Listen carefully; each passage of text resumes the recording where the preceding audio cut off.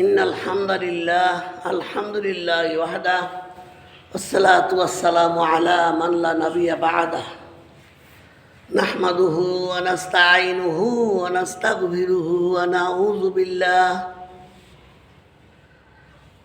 নাউযু বিল্লাহি মিন শুরুরি আনফুসিনা ওয়া মিন সাইয়্যাতি আমালিনা من يهده الله فلا مضل له ومن يضلله فلا هادي له أشهد أن لا إله إلا الله وحده لا شريك له وأشهد أن محمدا عبده ورسوله صلى الله عليه وعلى آله وأصحابه أجمعين يا أيها الذين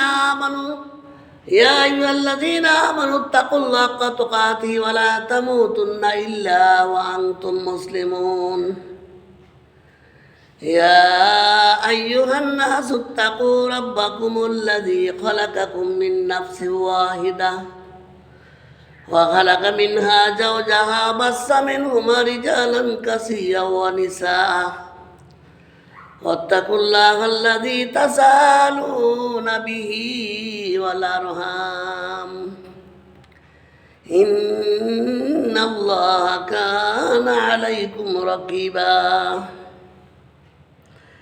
يا أيها الذين آمنوا اتقوا الله وقولوا قولا سديدا يصلح لكم أعمالكم ويغفر لكم ذنوبكم ومن يطع الله ورسوله فقد فاز فوزا عظيما خير الهدي كتاب الله وخير الهدي هدي محمد صلى الله عليه وسلم وشر الأمور محدثاتها وكل محدثة بدعة وكل بدعة ضلالة وكل ضلالة في النار أعوذ بالله من الشيطان الرجيم إن الله وملائكته يصلون على النبي يا أيها الذين آمنوا صلوا عليه وسلموا تسليما اللهم صل على محمد وعلى آل محمد كما صليت على إبراهيم وعلى آل إبراهيم إنك حميد مجيد اللهم بارك على محمد وعلى آل محمد كما باركت على إبراهيم وعلى آل إبراهيم إنك حميد مجيد الحمد لله মহান রবের দরবারে লাখো কোটি আদায় করি, শুকরিয়া আদায় করি, যিনি মেহেরবানি করে আজকের শাবান মাসের 17 তারিখ মহান রাব্বুল আলামিন এ সাইয়্যিদুল আইয়াম মহান দিনে আমাদেরকে মসজিদে আসার মতন তৌফিক দিলেন। সেজন্য সেই মনিবের দরবারে সকলেই কালিমাতু শুকর আদায় করি, সকলেই বলি আলহামদুলিল্লাহ। রব্বানা ওয়া লাকাল হামদ হামদান কাসীরান তাইয়্যিবান মুবারাকান ফীহি ইয়া রাব্বি লাকাল হামদু কামা ইয়ানবাগি লিজালালি ওয়াজহিক ওয়া আযীমি সুলতানিক। সম্মানিত হাজিরিন, আমরা মহান রবের দরবারে শুকরিয়া আদায় করে নিলাম। সম্মানিত হাজিরিন, আপনারা জানেন যে আমরা আজকে প্রায় 2.5 মাস যাবৎ একটা কোরআন মজিদের 103 নম্বর সূরা আল আসরের তাফসীর করে আসছি। ধারাবাহিকভাবে আমরা এই আলোচনা করে আসছি। এ পর্যন্ত আমরা 9টি পর্বে মোটামুটি প্রায় শীর্ষের দিকে চলে আসছি। আজকে 10ম পর্ব। আমরা শুরু করেছিলাম নভেম্বর মাসের 14 তারিখ। ওই দিন আমরা প্রথম পর্বে আলোচনা করেছিলাম সূরা আসরের শানে নজুল, সূরা আসরের শপথের কারণ এবং সময়ের তাৎপর্য সম্পর্কে। তারপরের দ্বিতীয় পর্ব আমরা শুরু করেছিলাম নভেম্বরের 21 তারিখ। সেদিন আমরা আলোচনা করেছিলাম মানুষ বড়ই ক্ষতিগ্রস্তের মধ্যে নিমজ্জিত। এই বিষয়ে আমরা আলোচনা করেছিলাম। তারপরে তৃতীয় পর্বে আলোচনা করেছিলাম নভেম্বর মাসের 28 তারিখ। ওই দিন আলোচ্য বিষয় ছিল ইমানের পরিচয়, ইমানের তাৎপর্য, গুরুত্ব সম্পর্কে। চতুর্থ পর্ব আমরা আলোচনা করেছিলাম ডিসেম্বর মাসের 5 তারিখ। ওই দিন আমরা ইমানের আরকান সম্পর্কে আলোচনা করেছিলাম। পঞ্চম পর্বে আলোচনা করেছিলাম ডিসেম্বর মাসের 19 তারিখ। ওই দিন আমরা মুমিনের গুণাবলী সম্পর্কে আলোচনা করেছিলাম। তারপরে ষষ্ঠ পর্বে আমরা আলোচনা করেছিলাম জানুয়ারি মাসের 2 তারিখ। ওই দিন আমরা ইমান ভঙ্গের 10টি কারণ সম্পর্কে আলোচনা করেছিলাম। সপ্তম পর্বে আলোচনা করেছিলাম আমরা ডিসেম্বর মাসের 9 তারিখ, জানুয়ারি মাসের 9 তারিখ। ওই দিন আমরা আলোচনা করেছিলাম আমালাস সালে সম্পর্কে। অষ্টম পর্বে আমরা আলোচনা করেছিলাম জানুয়ারির 23 তারিখ। সেদিন আমরা সত্যবাদিতার গুরুত্ব সম্পর্কে আলোচনা করেছিলাম। নবম পর্বে আমরা আলোচনা করেছিলাম, সেই তারিখটা ছিল জানুয়ারি মাসের 30 তারিখ। ওই নবম পর্বে আমরা আলোচনা করেছিলাম ধৈর্যের গুরুত্ব, তাৎপর্য সম্পর্কে। আজকে 2026 সালের ফেব্রুয়ারির 6 তারিখ। আমরা আজকে 10ম পর্বে, অর্থাৎ শেষ পর্বে, আজকে আমরা এটা শেষ করব ইনশাল্লাহ। আজকে এই 10ম পর্বের শেষ পর্বে আমরা আলোচনা করব এই সূরা থেকে আমরা কি শিখলাম। এই সূরাটা দীর্ঘ 2.5 মাস যাবৎ যে আমরা আলোচনা করলাম 9টি পর্বে। এই 9টি পর্বে আমাদের আলোচ্য বিষয়ের মধ্যে আমরা কি কি শিখলাম, আজকে ওই বিষয়গুলি নিয়ে আমি আলোচনা করব। আমরা ওই সূরা থেকে 10টা শিক্ষা লাভ করতে পারি। সেই 10টা শিক্ষা সম্পর্কে আজকে আলোচনা করব। বিনাসিয়াতিল্লাহ বিফাদলিল্লাহ আলাইহি তাওয়াক্কালতু ওয়া ইলাইহি উনীব লা ইলমা লানা ইল্লা মা আল্লামতানা। আসলে আমার তো বলার কিছু নাই, আমি তো এক নগণ্য ছোট্ট মানুষ। আল্লাহ যদি আমাকে কিছু বলার তৌফিক দেন তবেই বলতে পারবো। আমি আজকের শিরোনামে, আজকের আলোচনার শিরোনামে আমি 10টি বিষয় আনছি। সেই 10টি বিষয় হচ্ছে এই সূরার 10টি শিক্ষা। এই 10টি শিক্ষার প্রথম শিক্ষাই হচ্ছে সময় মহান আল্লাহ তাআলার পক্ষ হইতে মহামূল্যবান এক নিয়ামত। 2 নম্বর, মানুষ ক্ষতিগ্রস্তের মধ্যে নিমজ্জিত। 3 নম্বর শিক্ষা, ইমান ছাড়া আমল কোনো দামের না, কোনো কামের নাই। ইমান ছাড়া মুক্তির কোনো রাস্তা নাই। 4 নম্বর শিক্ষা, সৎ আমল ইমানের প্রমাণ, ইমানের পরিচয়। 5 নম্বর আলোচনা করব সত্যের, 5 নম্বর আলোচনা সত্যের দাওয়াত দেওয়ার গুরুত্ব, তাৎপর্য, এবং প্রত্যেক মুমিনের সত্যের দাওয়াত দিতে হবে, এটার দায়িত্ব।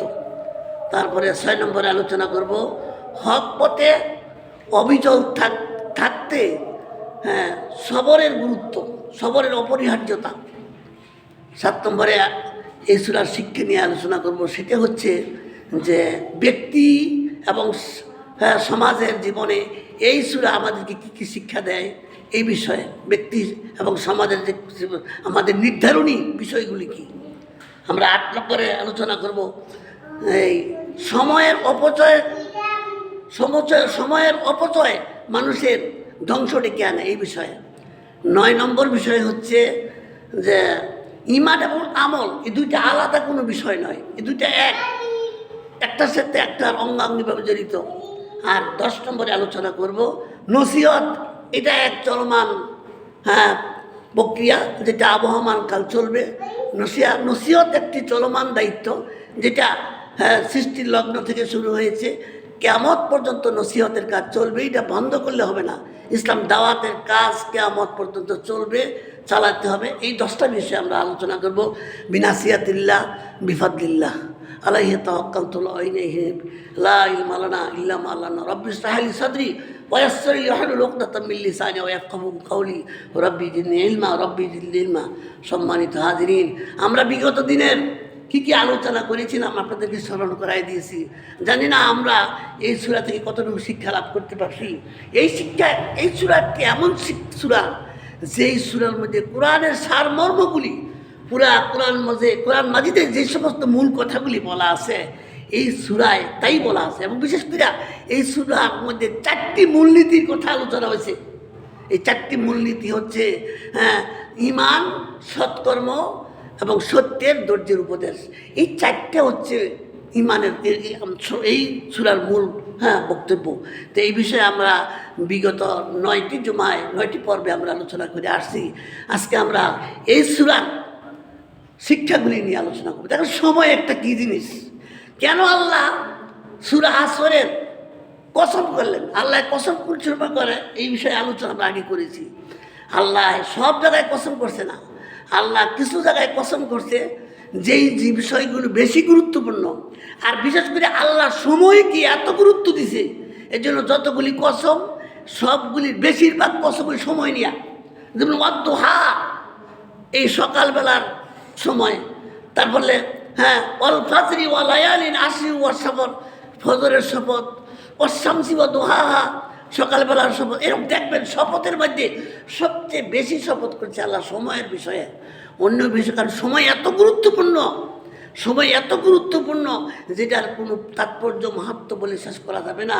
দেখেন একটা কথা, জান্নাতীদের জান্নাতে যাওয়ার পরে আর কোনো কষ্ট থাকবে না। জান্নাতীদের কোনো কষ্ট থাকবে, একটা কষ্ট থেকেই যাবে। জান্নাতীরা জান্নাতে গিয়ে একটা কষ্ট থাকবে মনের মধ্যে। আপনারা বলতে পারেন জান্নাত তার কষ্ট হইল কেন? না, একটা কষ্ট কোনটা, জান্নাতে খালি আফসোস করবে, হারে কেন রে সময়টা অপচয় করলাম। এই সময়গুলি যে অপচয় না কইরা আরও যদি জিকির করতাম, আল্লাহ প্রশংসা করতাম, তাসবিহ তাহলিল করতাম, তা আজকে কত সৌভাগ্যের অধিকারী হইতাম, কত নাজ নেয়ামত বেশি পাইতাম। এই জন্য মানুষ সময়ের যে কত মূল্য, এই কথাই সূরা আসরে বলছে। আল্লাহ শপথ করে বলছে ওয়াল আসর, আসরের শপথ। দেখেন আসর জিনিসটা দিয়ে বুঝাইছে, আসর জিনিসটা দিয়ে বুঝাইছে দিবসের শেষ ভাগ। দিন যেমন শেষ হয়ে গেলে দাঁড়াইতে আসে, এরকম দিনের শেষ ভাগ আসরকে দিয়ে বুঝাইছে। মানুষের জীবনের আয়ুষ্কাল কম, এই জন্য একটা মানুষ 70-80 বছর বাঁচেন, মনে হইবেন যেমন আয় হায় আমি তো মাত্র কদিনে গাইছি, মনেই হবে না 80 বছর 90 বছর হয়েছে। এই জন্য সময়ের এত তাৎপর্য, এত গুরুত্ব দেয় সময়। মানুষ যদি সময়ের গুরুত্ব দেয় তাহলে মানুষের পক্ষে আমল করা সম্ভব এবং পরকালের জন্য। এবং আপনি খুঁজলে দেখেন পৃথিবীতে যারা সফল হয়েছে, পৃথিবীতে যারা সফল হয়েছে তাদের ওই সফল ব্যক্তিদের জীবনী বইরা দেখেন, তারা সময়ের দাম দিছে। কিন্তু আমরা এমন এক জাতি, আমাদের কাছে সময়ের দাম নাই। যদি বলি যে এতটা সময়, কিন্তু ওইটা করি না। এই জন্য আমাদের সময়ের কোনো মূল্য নাই, আমরা সময়কে অহেতুক। অথচ মুসলিমদের কাছে সময়ের, যেই মুসলিমের যেই মানুষ, যেই জাতির কাছে 5 ওয়াক্ত নামাজ ফরজ, তাদের একটা টাইম মেনটেন করতে হয়, ওই জাতির ওই জাতির সময়ের গুরুত্ব নাই। এই জন্য দেখেন সময়ের কত গুরুত্ব। সূরা আন-নিসার 103 নম্বর আয়াতে কি বলছে? আল্লাহ বলছে ইয়া আইয়ুহাল্লাযীনা আমানু যে নিশ্চয়ই ইন্নাস সালাতা কানাত আলাল মুমিনিনা কিতাবাম মাওকুতা। সূরা নিসা 103 নম্বর আয়াতে আল্লাহ বলছেন যে নিশ্চয়ই নামাজ কি করছে, সময়, ইন্নাস সালাতা কানাত আলাল মুমিনিনা কিতাবাম মাওকুতা, নিশ্চয়ই আল্লাহ নির্ধারিত সময়ে নামাজ করা ফরজ করছে। আপনি নামাজ পড়লেই হবে না, সময় মতো পড়তে হবে। এখন যদি ফজরের নামাজ পড়েন হবে, যেই টাইম এই টাইম পড়তে হবে। আপনি যদি মনে করেন এখন আসদা আমি এরকম, আমার যখন যে সময় ওই সময় অনুযায়ী করতে হবে। এই জন্য সময়কে প্রাধান্য দিতে হবে। যারাই সময়কে গুরুত্ব দিচ্ছে তারাই জীবনে সফল হয়েছে। আর সফল ব্যক্তিদের জীবনী পড়া দেখেন, তারা সময় অপচয় করে না, একটা মুহূর্ত অপচয় করে নাই। একটা মুহূর্তের যে কত দাম এটা আমরা বুঝি না, কিন্তু যখন আমার জীবনটা শেষ হয়ে যাবে, শেষ নিঃশ্বাসটা যখন আসবে, তখন বুঝবো একটা নিঃশ্বাসের কত দাম। কিন্তু আজকে হয়তো কত সময় নষ্ট করছি।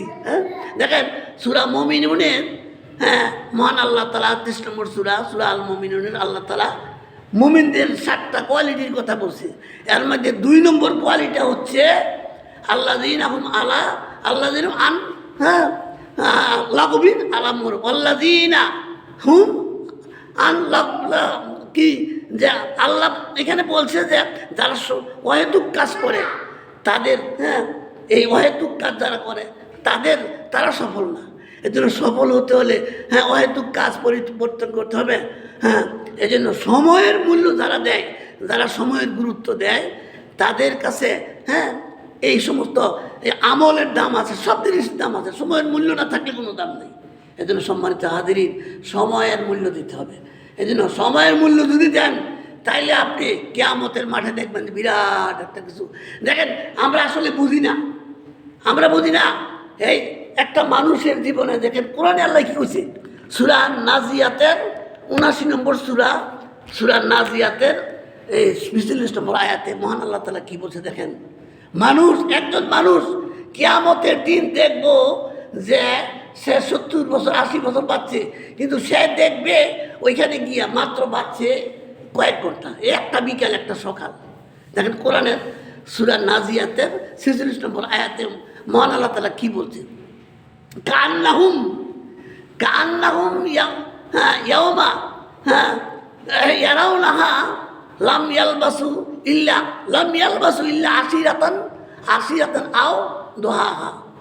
দেখেন এই ব্যক্তি বাঁচছে ৮০ বছর, কিন্তু দেখবো কিয়ামতের দিন দেখবো মাত্র বাঁচছে এক বিকাল এক সকাল।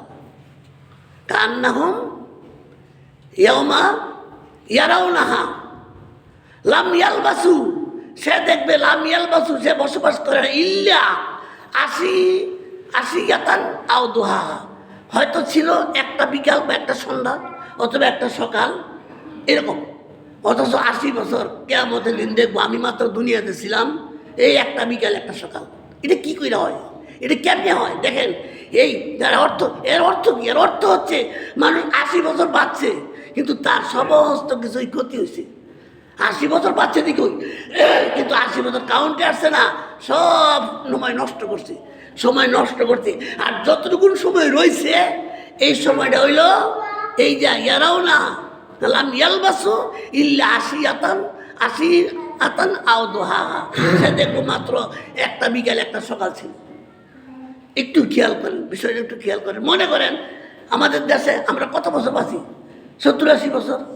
গড়ে যদি ধরেন একটা মানুষ ৭০-৭২ বছর বাঁচে, এর বেশি না, ৭০-৭২ বছর ধরেন একটা লোক বাঁচলো, তো এই ৭০-৭২তে তো একটা মানুষের তার প্রাপ্তবয়স্ক হওয়ার জন্য তো ১০-১২ বছরের বিশেষ, তো ১২ বছর বাদ দেন, ৭২তে থাকবো মাত্র ৬০ বছর।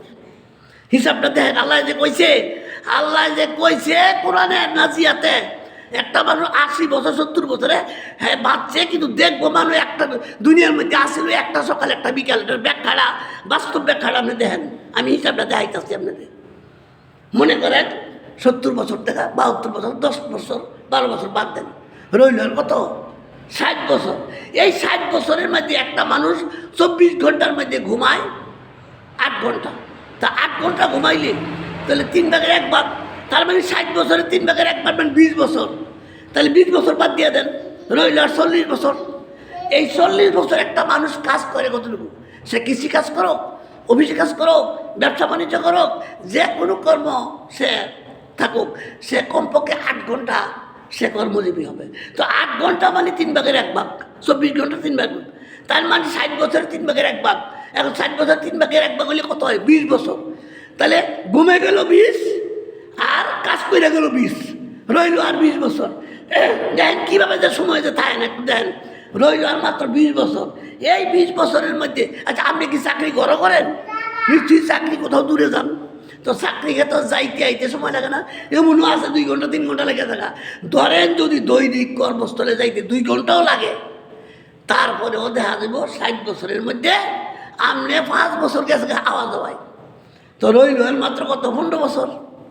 এরপরে আপনি আরেকটা হিসাব নেন, আপনি একটা মানুষ, আপনার প্রস্রাব আছে, পায়খানা আছে, গোসল আছে, খাওয়া দাওয়া আছে, এইগুলি ৬০ বছরের মধ্যে যদি মনে করেন যে ২৪ ঘন্টার মধ্যে 2 ঘন্টাও লাগে, তাইলেও ৬০ বছরে দেবো আরও 5 বছর, আপনি থাকবো মাত্র 10 বছর।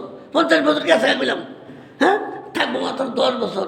এই 10 বছরের মধ্যে আপনি কি খালি নামাজই পড়তেন? এই 10 বছরে আপনার সংসার আছে, আপনার বিবি বাল বাচ্চা আছে, তাদের সময় দেওয়া আছে। এই জন্য আল্লাহ কইছে কান্নাহুম ইয়াওমা ইয়ারাউনাহা ইল্লা আশিয়াতান আও দুহাহা। একটা লোক ৭০-৮০ বছর পাচ্ছে, কিন্তু কিয়ামতের মাঠে সে দেখবে দুনিয়াতে ছিল মাত্র এক সকাল এক বিকাল, বাকিটা সব কি করছে? সে ক্ষতি করছে। মানে অহেতুক নষ্ট করছে, সময় নষ্ট করছে। এই জন্য সময় এত মূল্যবান। মানুষের সময়ের মূল্য কখন আসবে? যখন তার মৃত্যুটা হবে, একটা শেষ নিঃশ্বাস যখন আসবে, তখন বুঝবো যে নিঃশ্বাসটা কত দাম। এখন তো বুঝি না, হয়তো গল্প কইরা রাস্তার মধ্যে আড্ডা মারি। মোমেন তো সেই ব্যক্তি মোমেন যে অহেতুক কথা বলে না, অহেতুক কাজ করে না। আল্লাযীনা আনিল লাগবি মুরিদুন, সূরা এই মুমিনের 3 নম্বর আয়াত। সেই মুমিনের আরেকটা গুণ হচ্ছে, মুমিন অহেতুক কথা বলবে না, অযথায় কথা বলবে না, অযথায় কাজ করবে না, সময় নষ্ট করবে না।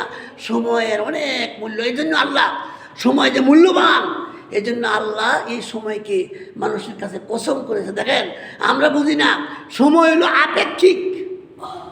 দেখেন, আপেক্ষিক জিনিসটা বুঝেন। সময় আপেক্ষিক। মনে করেন হাইটে গেলে এটা এক সময়, কিন্তু কেউ গেল ট্রেনে গেল, তার সময় আরেক রকম, কেউ বিমানে গেল, তার সময়টা আরেক রকম। এই জন্য সময় আপেক্ষিক। সময় কী করে পরিবর্তন করে। এই জন্য দেখেন, আমরা অনেকে মনে করতেছি যে আমরা কেউ মনে করি যে আমি মনোহরদীতে বসবাস করি, কেউ মনে করি আমি নরসিংদীতে বসবাস করি, কেউ মনে করে আমি ঢাকাতে না, আমরা কেউ কোনো জায়গায় বসবাস করি না। আমরা বসবাস করি একটা নির্দিষ্ট সময়ে। এত সালে আমার জন্ম হয়েছে, এত সালে আমার মৃত্যু।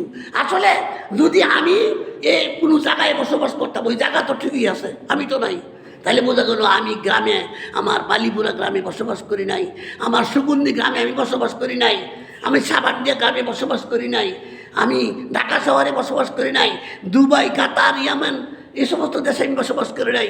আমি বসবাস করেছি একটা নির্দিষ্ট সময়ে। আমার যত সালে, যত তারিখে জন্ম হয়েছে আর যত তারিখে মৃত্যু হয়েছে, এই সময়টুকুর মধ্যে আমি বসবাস করি। এই জন্য সময় ছাড়া কোনো আবাদত নাই। আপনি দেখেন, সময় আপনি নামাজ পড়বেন, তাও সময় ফরজ। এবং ওয়াইল দু কারা যাইব আল্লাহ সাহুন, যারা সময় মতো নামাজ পড়ে না, এই নামাজই তারা জাহান্নামে নিব। সূরা মাউনে কি বলছে আল্লাহ? অর্থাৎ নামাজ পড়া যেমন ফরজ, সঠিক সময়ে পড়াও ফরজ। তাই জন্য প্রত্যেকটা ইবাদত দেখেন সময়ের সাথে সম্পৃক্ত। আপনি এখন ফরজ রোজা রাখতে পারবেন না, ফরজ রোজা রমজানের চা দুটি রাখতে হবে। আপনি আজকে হজ করতে পারবেন না, আজকে আরাফা করতে পারবেন না, আরাফা 9 তারিখেই করতে হবে, হজ 10 তারিখেই করতে হবে, যেটা নির্দিষ্ট তারিখ।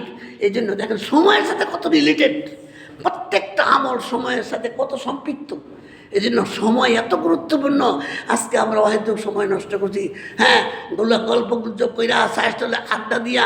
এবং আমাদের দেশে শুধু সাধারণ লোকেরা না, এমনকি এক সমাজের এক শ্রেণীর আলেম সমাজের লোকেরাও, তারাও সময় নষ্ট করে। তারাও কেন সময় নষ্ট করে?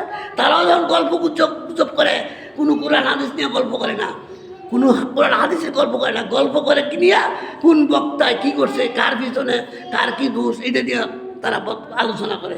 কার পিছনে কেন লাগছে, এই লোক তাদের কথা। কিন্তু দেখেন, এই অহেতুক কথা মানুষকে কি করে, গুমরাহির দিকে, ক্ষতির দিকে নিয়ে যায়। এই জন্য কথা রাসূল বলছে, যেই ব্যক্তি তার মুখ আর তার লজ্জাস্থানটা হেফাজত করলো, আমি তার জান্নাতের জিম্মাদার হয়ে গেলাম। এই জন্য আপনি হয়তো কথা বলবেন, এই কথাও আপনার রেকর্ড হবে। মা ইয়ালফিযু মা ইয়ালফিযু ফি কাউলিন রাকিবুন আতীদ। এখানে বলা হয়েছে ইল্লা লাদাই রাকিবুন আতীদ।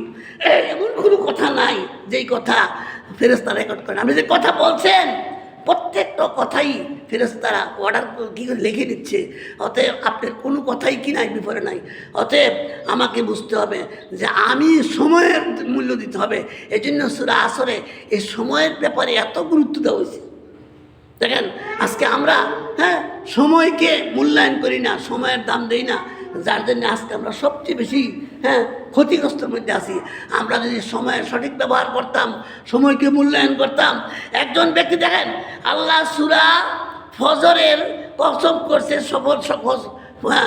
ফজরের কসম করছে কেন? এই ফজরের সময়টা অনেক দামি সময়। আর আজকে মুসলিম সকালে ঘুমায় থাকে। দেখেন, এই বরকতের সময় সাহাবাদের জীবনী দেখেন, সাহাবারা রাতের বেলায়, সেই যুগের লোকেরা দিনের গরমের কারণে সবর করতেন বেশিরভাগ রাতের বেলায়। সারা রাত সবাই হাঁটতে হাঁটতে কাইল হয়ে গেছে, এখন ঘুমান দরকার। কিন্তু না, ফজরের নামাজ পড়ে তারা ঘুমায় নাই, অল্প কষ্ট করলে অপেক্ষা করছে যতক্ষণ বেলা না উঠে, এতক্ষণ ঘুমাইছে না, বেলা উঠার পরে ঘুমাইছে। কারণ এই সময়টা হলো বরকতের সময়। হ্যাঁ, আল্লাহ প্রতিদিন রাতের 1/3 2/3 চলে যাওয়ার পরে শেষ অংশে পৃথিবীর প্রথম আকাশে আসে এবং আল্লাহ ডাকতে থাকে, কে আসো ক্ষমা প্রার্থী, আমি ক্ষমা করে দিব। কে আসো, কোন সমস্যায় আছে কার, আমি বলো আমার কাছে যাও, সমাধান করে দিব। এইভাবে আল্লাহ মানুষ ডাকে ডেকে মানুষকে ক্ষমা করে। দেখেন, আমরা অপরাধীরে খুঁজি দইরা প্রতিশোধ নেওয়ানের লাগি, আর আল্লাহ অপরাধীরে খুঁজে দইরা মাফ করানোর লাগি।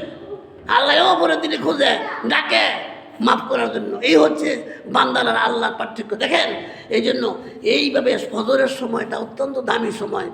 এই সময় আরেকটা দামি হওয়ার কারণ হইল, এই সময় ফিরিস্তাদের পালা বর্তন হয়। পালা, একদল ফিরিস্তারা চলে যায়, আরেকদল ফিরিস্তারা আসে।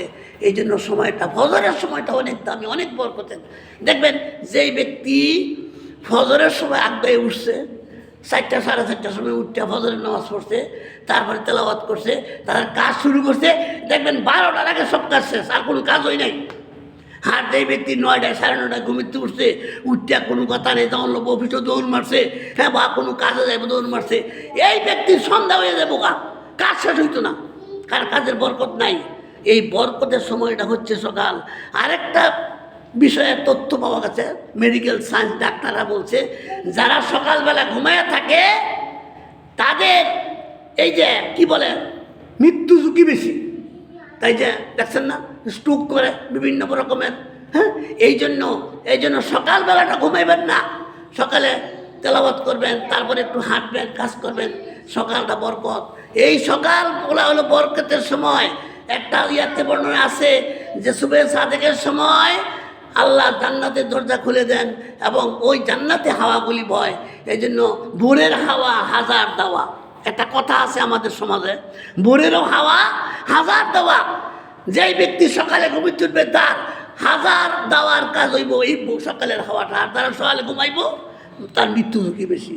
এই জন্য দেখেন, বরকত, সময়ের বরকত। আল্লাহ এই জন্যই তো সূরা আল ফজরের কসম করছে, হ্যাঁ, এবং 10 রাতের কসম করছে। এই যে দেখেন, এই বরকত। আজকে আমরা সময়ের মূল্য দিতে জানি না, আমরা সময়ের মূল্য দেই না। জোহরের নামাজ পড়ি আসরের নামাজ পড়ি বেলডুবের সময়। হ্যাঁ, এরকমের খেয়াল বেখিয়াল উদাসীন। আল্লাযীনাহুম আন সালাতিহিম সাহুন, যারা সালাত আদায় করে তবে সালাতের ব্যাপারে দায়িত্বশীল না, উদাসীন। দেখেন, মুমিনের 7টা কোয়ালিটির কথা সূরা মুমিনের 1 থেকে 11 পর্যন্ত 10 পর্যন্ত আয়াতে বলা আছে। তার প্রথম নম্বরটাই শুরু করছে আল্লাযীনাহুম আলা সালাওয়াতিহিম খাশিউন, যারা তাদের সালাতে বিনয়ী হয়। 1 নম্বর সালাতের হাফিজ, বিনয়ী হওয়া, সালাতের হেফাজত করা। আর শেষ করছে সালাতের হাফিজুন, সালাতের হেফাজত দিয়া। অর্থাৎ সালাতকে আমরা পড়ি কিন্তু সঠিক সময়ে পড়ি না। এই জন্য মোমেনের 1 সালাত, আরেক সালাত থেকে মোমেন 1 সালাত পড়বে, আরেক সালাতের নিয়ত করবে, মাঝখানের সময়টুকু তার জন্য কাফারা হয়ে যাবে। আজকে আমরা কি সময়ের বেখিয়াল, সময় পাই তো পড়ি না। এই জন্য সময়কে সঠিক কাজে লাগাইতে হবে জীবনের সফলতার জন্য। এই জন্য যেই ব্যক্তি সময়ের সঠিক ব্যবহার করবে সে সফল হবে। আজকে আমরা দেখেন, অনেকে সফলতা পাই না, সফলতা চাই, কিন্তু আমরা সফলতা পাই না। কেন পাই না? আমাদের কাজের বরকত নাই, সময়ের বরকত নাই। এই বরকত না থাকায় দেখবেন আমাদের মধ্যে এরকম হাহাকার। এই জন্য সময়ের সঠিক ব্যবহার যদি করেন বরকত পাবেন, এবং সময় যদি বরকতময় হয় আপনার আমলে কাজে লাগবে, সব কিছু কাজ লাগবে। এই জন্য আমরা সময়ের দিকে ভূক্ষেপ করি না। 2 নম্বরে যে কথাটা বলবো সেটা হচ্ছে, 2 নম্বর হচ্ছে মানুষ ক্ষতির মধ্যে নিমজ্জিত। 2 নম্বরের শিক্ষাটা হচ্ছে মানুষ ক্ষতির মধ্যে নিমজ্জিত। দেখেন, দুনিয়ার সমস্ত মানুষ ক্ষতির মধ্যে, তবে ইল্লাল্লাযিনা আমানু ওয়া আমিলুস সালিহাত, ওই ব্যক্তিরা ক্ষতির মধ্যে না। এই 4 কোয়ালিটির ব্যক্তি যারা সৎ কাজ করে, ঈমান আনে, সৎ কাজ করে, আর ওয়াতাওয়াসাউ বিল হাক্কি ওয়াতাওয়াসাউ বিস সবর, এবং সত্যের এবং ধৈর্যের উপদেশ দেয়। এই 4টা গুণ যার মধ্যে আছে এই ব্যক্তিরা ক্ষতিগ্রস্ত নয়। অতএব দুনিয়ার সমস্ত মানুষ খুসরের মধ্যে আছে।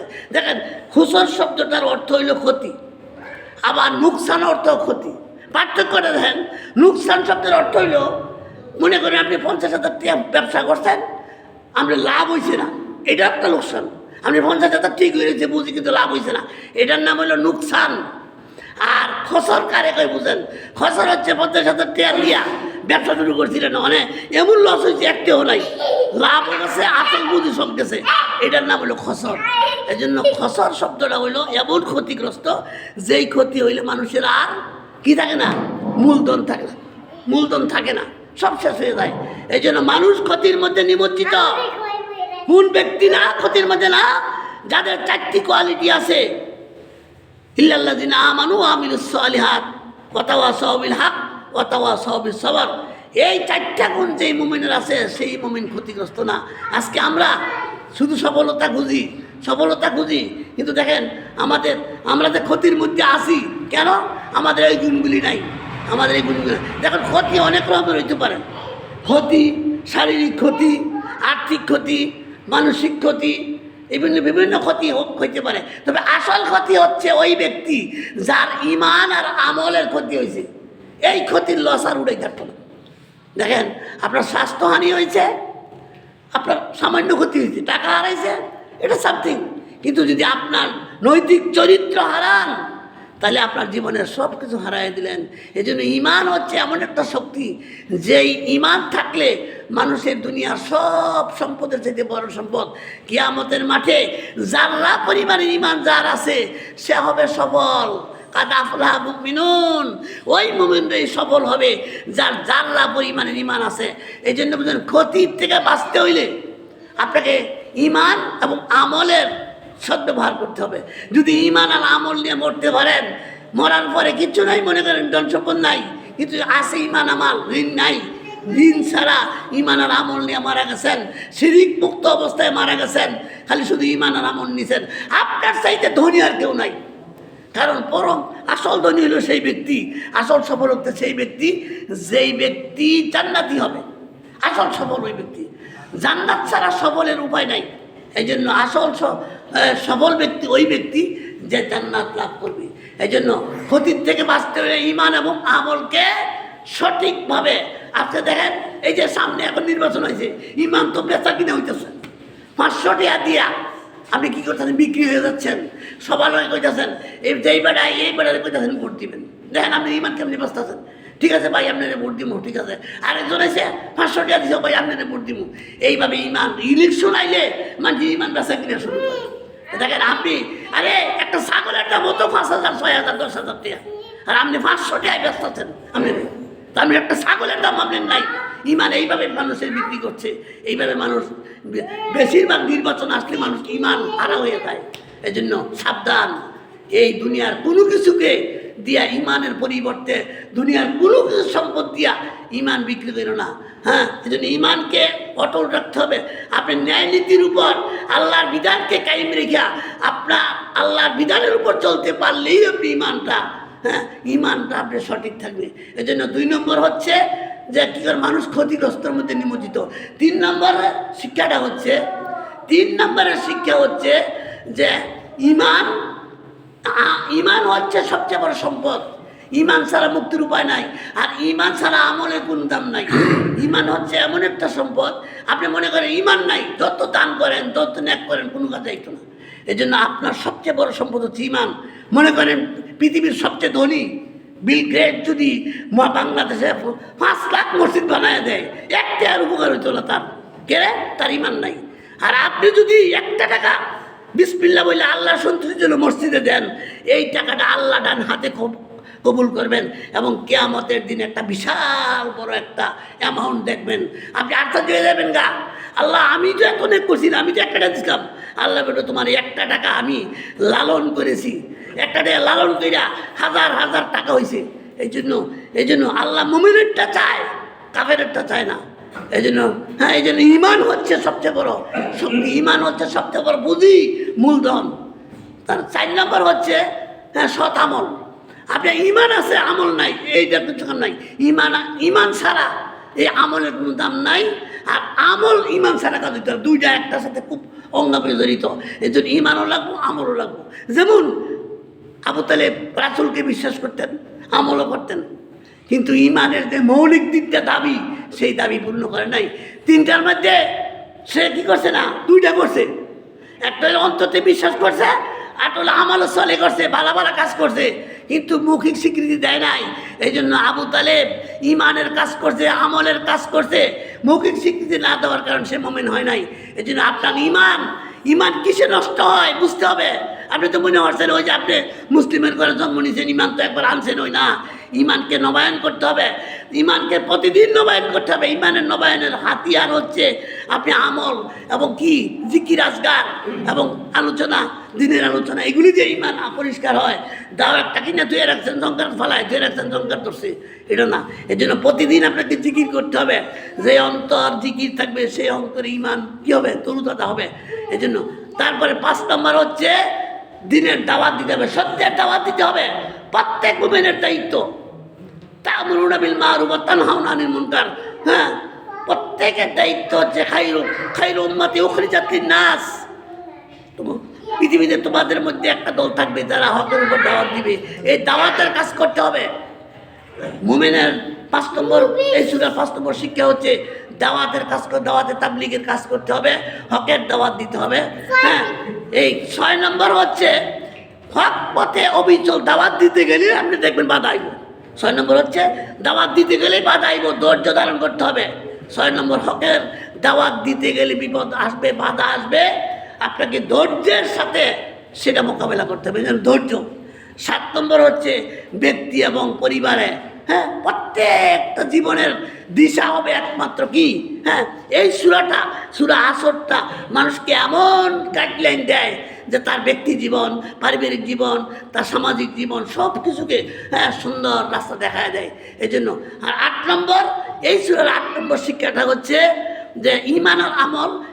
এই সূরার 8 নম্বর শিক্ষা হচ্ছে যে সময়ের অপচয় এটা একটা মারাত্মক ক্ষতিকারক জিনিস, ধ্বংসাত্মক। সময় অপচয় যে করে সে ধ্বংস ডেকে আনে। এই জন্য কোনো অবস্থাতেই সময় অপচয় করবো না, এটার দিকে খেয়াল রাখতে হবে। এই সূরার 8 নম্বর শিক্ষা হচ্ছে সময়ের মূল্যায়ন করা, সময়কে অপচয় না করা। 9 নম্বর শিক্ষা হচ্ছে, এই সূরার 9 নম্বর শিক্ষা হচ্ছে আমল এবং ঈমান দুইটা আলাদা নয়।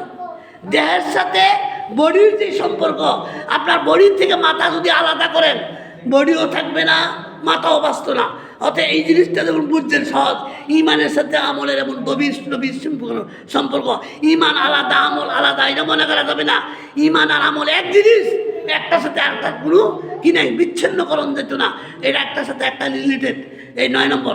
10 নম্বর হচ্ছে আপনার সারাটা জীবন আপনি কি করতেন, দাওয়াতে, হকের দাওয়াত দিতে হবে। হ্যাঁ, এবং এই নসিহত করতে হবে, নসিহত করতে উপদেশ দিতে হবে।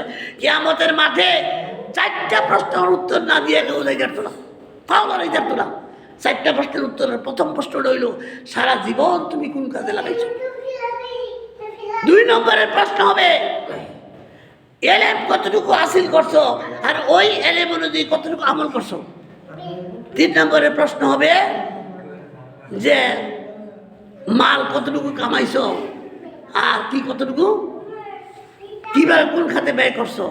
এই প্রশ্নগুলি যদি উত্তর না দেন, হ্যাঁ, এই প্রশ্নগুলি উত্তর না দিতে বললে কিয়ামতে আপনার রক্ষা নাই। এই জন্য সময়ের গুরুত্ব, সময়ের তাৎপর্য, মাহাত্ম্য যদি না বুঝেন, প্রত্যেকটা সময়ের গুরুত্ব না দেন, তাহলে আপনার জীবনটা ধ্বংস হয়ে যাবে। এই জন্য আমরা যেন এই শিক্ষাগুলি, আমরা এই 10টা শিক্ষা যেন আমাদের জীবনে বাস্তবায়ন করি। ওয়া মা আলাইনা ইল্লাল বালাগ ওয়া আকুলু কাউলি হাযা ওয়াস্তাগফিরুল্লাহ ওয়া লাকুম। সুবহান